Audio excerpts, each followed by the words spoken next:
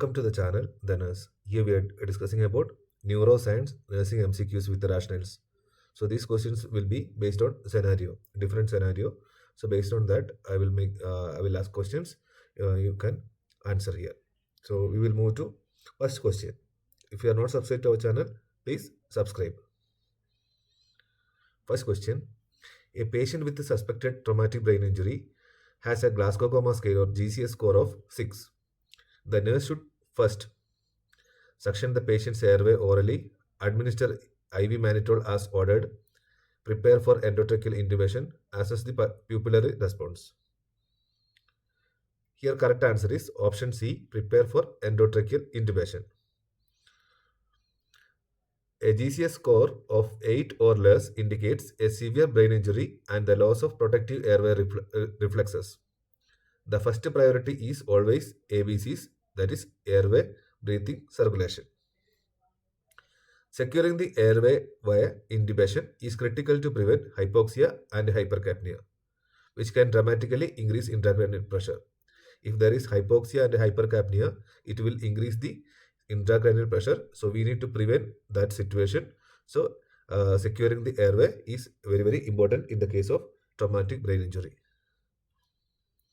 While assessing pupil is important, it does not take precedence over securing a patent airway. So first, patent airway management will be there. Then after, we can assess the pupil.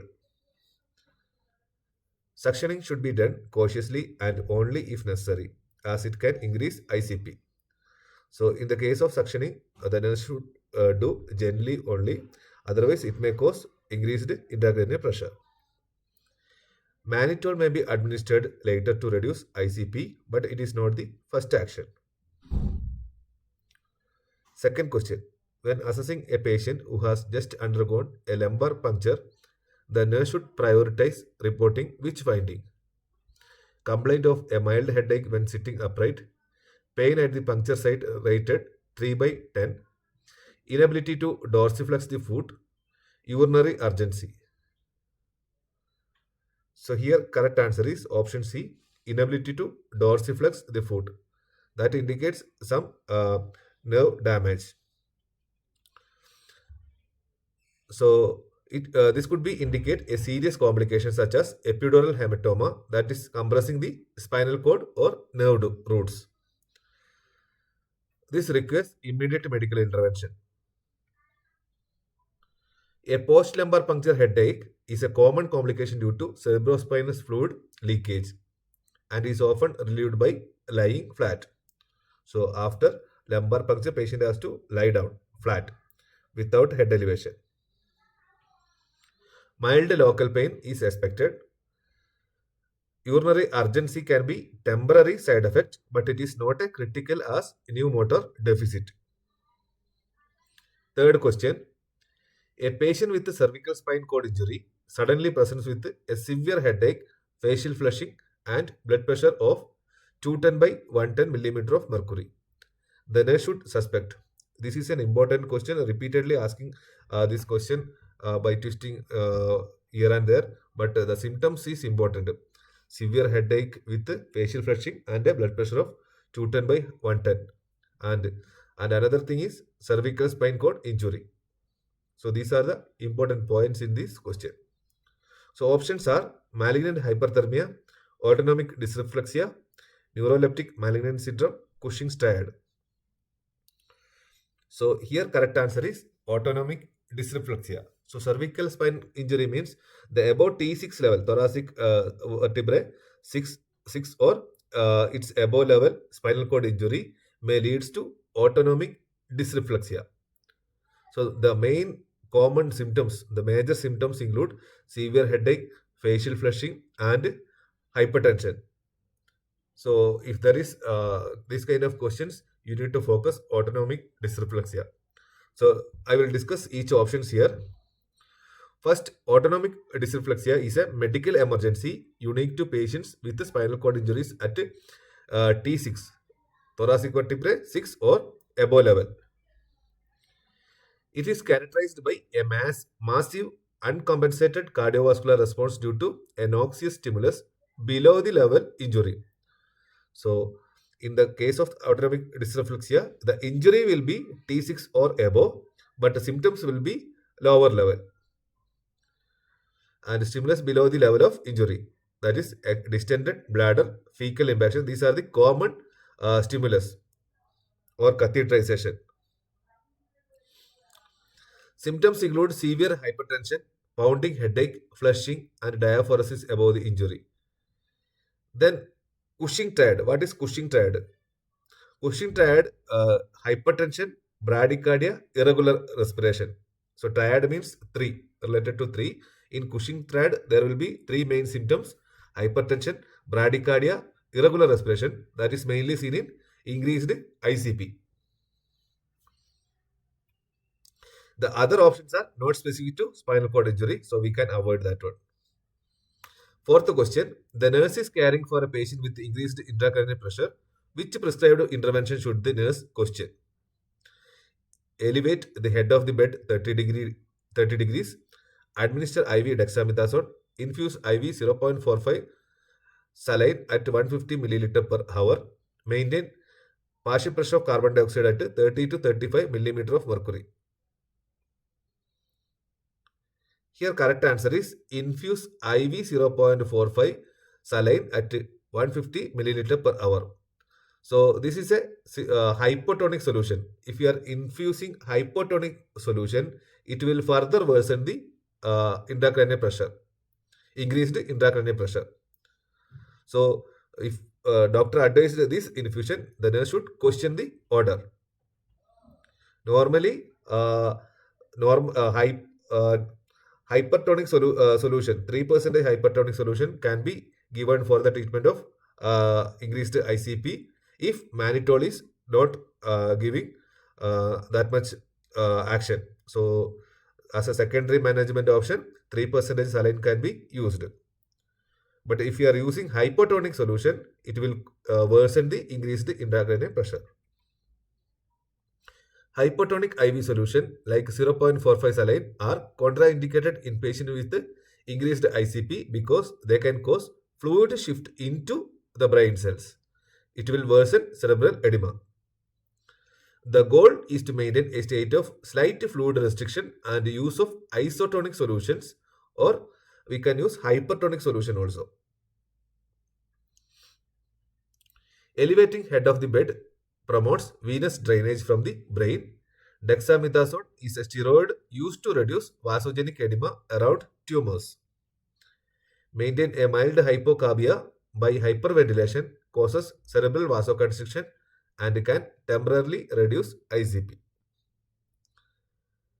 Fifth question, 4 hours after craniotomy, a patient's urinary output has increased to 300 milliliter per hour. The nurse should prioritize assessing the patient's airway patency, serum sodium level, surgical incision, pupillary response. So you need to know what is a normal urine output per hour.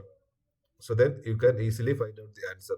So usually 30 to 40 ml per hour is normally normal urine output. Here it is a 10 times increased, 300 milliliter per hour. So that indicates a diabetes insipidus. So in the condition, serum sodium level we need to check. So increased urine output will be there. So there will be dehydration that will lead to sodium concentration in blood. So hypernatremia will be there. To find out the hypernatremia, we need to check sodium level. Polyuria or excessive urine output of this magnitude is a classic sign of diabetes insipidus, a potential complication of craniotomy due to pituitary or hypothalamic disturbances. Diabetes insipidus from a deficiency of antidiuretic hormone leading to the excretion of large volume of dilute urine and risking severe dehydration that will lead to hypernatremia because the sodium will concentrate in very little volume. So that will lead to hypernatremia. This requires immediate laboratory confirmation and treatment with vasopressin. So vasopressin is the treatment of choice in the case of diabetes insipidus. while the other options are part of standard neuro assessment. They are not the direct priority for this specific symptom. Then sixth question, the nurse is teaching a patient diagnosed with trigeminal neuralgia. Which statement by patient indicates correct understanding of the condition? I will need to avoid hot and cold foods for the rest of my life. I should use an electric razor to shave to prevent triggering an attack. This condition is caused by chronic inflammation of my facial nerve. The pain I feel is usually described as a constant deep ache in my cheek. So you need to find out the correct statement if patient is having correct understanding. The option B is correct here. I should use an electric razor to shave to prevent triggering an attack. In trigeminal neuralgia, the pain will come and go. So in that condition, there will be a precipitating factors. So the patient or person should avoid that precipitating factors in his life. So one of the precipitating factor is shaving. While shaving, there is a chance of this episodic pain as a part of trigeminal neuralgia. To avoid that, the person can use electric razor. Trigeminal neuralgia is characterized by sudden severe stabbing electric shock-like pain triggered by light stimuli to specific areas of the face. That specific area known as trigger zones. Shaving, chewing, talking, or a light breeze can provoke an attack. These are the some precipitating factors. So in order to avoid, a person can use electric razor. So person can avoid shaving. The pain is episodic, not constant. That is option D. So it will be a episodic pain. Once it will come, then it will subside. Again, next precipitating factors there means again it will start. It's like episodic. It is caused by compression of the nerve by a blood vessels, not chronic inflammation. While extreme temperature might trigger some, it is not the primary concern. Light touch is primary concern. Seventh question is about Guillain-Barré syndrome. A patient with Guillain-Barré syndrome is admitted to the ICU. The nurse's priority assessment is monitoring for symmetric ascending weakness, assessing respiratory effort and vital capacity, checking for history of recent infection, evaluating pain levels using a pain scale. So in GBS, the priority assessment is assessing respiratory effort and vital capacity. Option B is correct here. The most serious complication of GBS is respiratory failure due to ascending paralysis affecting the respiratory muscles, mainly diaphragm and intercostal muscles also. Frequent monitoring of here, the nurse has to monitor respiratory rate, depth, the depth of the respiration also need to assess, and vital capacity. Sometimes there is a chance of shallow breath. In that condition, assessment of depth of the respiration is very important, because patient may breathe with the help of intercostal muscle only. So that is known as shallow breath. So in that condition, oxygen exchange will not take place adequately. While monitoring the progression of weakness, it is important. The primary purpose is to anticipate respiratory compromise. History and pain management are important but are not the immediate life-threatening concerns. Eighth question. When caring for a patient experiencing a generalized tonic-clonic seizure, the nurse's priority action is to place a padded tongue blade in the patient's mouth, restrain the patient's limbs to prevent injury, turn the patient onto their side, administer IV lorazepam stat. The correct answer is turn the patient into their side. That is called recovery position. It will help to drain fluids, extra fluids, and it will also open the airway by preventing tongue fall. The sideline position is the first and most important action during a seizure. A sideline position or recovery position allows secretion to drain from the mouth, preventing aspiration and maintaining a patent airway by preventing the tongue fall. Never insert anything into the mouth during the seizure attack. It can break teeth and cause airway obstruction. Do not restrain the patient as it can cause orthopedic injuries like fractures. Medications are important for stopping prolonged seizures but are not the first action during the seizure itself. Safety and airway are. Ninth question. The nurse observes ptosis and a dull aching eye pain in a patient. The patient also mentioned seeing halos around lights. The nurse should suspect acute angle closure glaucoma, retinal detachment, migraine, headache, myasthenia gravis. Here, correct answer is acute angle closure glaucoma. These symptoms suggest acute angle closure glaucoma. It is a medical emergency condition. So, if it is untreated, it may goes to loss of vision.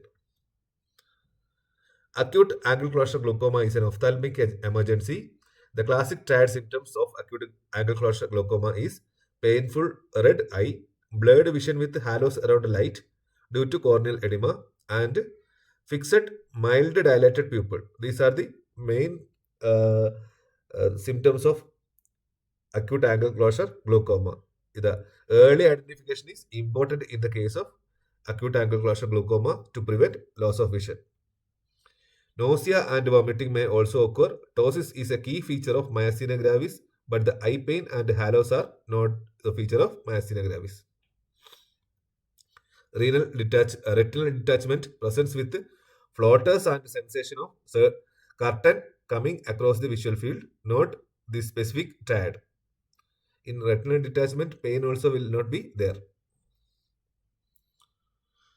10th question. A patient with a hemorrhagic stroke has a prescription for nimodipine. The nurse understands that the primary goal of the medication is to reduce cerebral edema, prevent vasospasm, lower systemic blood pressure, dissolve the blood clot. Correct answer is prevent vasospasm. Rationale. Nimodipine, it is a calcium channel blocker specifically used in subarachnoid hemorrhage because it will uh, um, it will reduce the cerebral vasospasm and a delayed narrowing of cerebral arteries, which is a major cause of secondary brain injury and death in this patient. So, nimodipine is primary action is in the preventing cerebral vasospasm. While it may lower blood pressure as a side effect, that is not its therapeutic goal. Because of dilation of blood vessels, there is a drop in blood pressure, but it is a secondary effect as a side effect. So it is not a therapeutic goal. It is not reduce edema or act as a thrombolytic to dissolve clots. In fact, it is used for hemorrhagic uh, shock, not in ischemic stroke. Nimodipine is used in hemorrhagic shock, not in the case of ischemic stroke. 11th question. A patient is recovering from a transsphenoidal hypophysectomy. The nurse should immediately report which finding? Presence of clear nasal drainage, complaints of dry mouth, blood glucose level of 120 mg per deciliter, a urinary output of 50 milliliter per hour. The correct answer is presence of clear nasal drainage. Can you comment why it is important here? Okay, I will explain. After transsphenoidal hypophysectomy surgery through the nasal or sphenoid sinus to remove pituitary tumor. Clear nasal drainage could be cerebrospinal fluid, rhinorrhea, indicating breach in the durameter. After the surgery, the doctor will suture the durameter. The opened durameter will close it. If there is any leakage, the clear cerebrospinous fluid will come through nose. So if it is there, do not make a mistake. You need to confirm whether it is nasal drainage or CSF. This is a serious complication that poses a high risk for meningitis and requires immediate intervention. Dry mouth is a common from mouth breathing post-op because during nasal surgery, after nasal surgery, there will be back in the nose, so there will be chances of mouth breathing. So it will leads to dry mouth. Blood glucose is of 120 milligram is a normal findings. Urinary output of 50 ml per hour is also adequate. Usually 30 to 40 milliliter per hour is normal, but here it is slightly higher. The nurse is caring for a patient with a confirmed basilar skull fracture. Which finding is most suggestive of this injury? Battle signs, generalized scalp swelling, unilateral pupil dilation, expressive aphasia. Basilar skull fracture is indicated with battle sign. So what is battle sign? I will explain here. So ecchymosis or bruising behind the ear over the mastoid process. There will be bluish discoloration before the uh, uh, behind the ear. So that is called battle sign. That indicates basilar skull fracture. It is a classic late sign of basilar skull fracture along with raccoon eyes, periorbital ecchymosis. So there will be ecchymosis over eyes, and also there will be bluish discoloration behind the ear. That is called battle sign. The bruises or discoloration around the eye, that is called raccoon eyes. So these two findings can be suggestive of basilar skull fracture. Next, scalp swelling is common with any head trauma, but it is not specific to basilar skull fracture.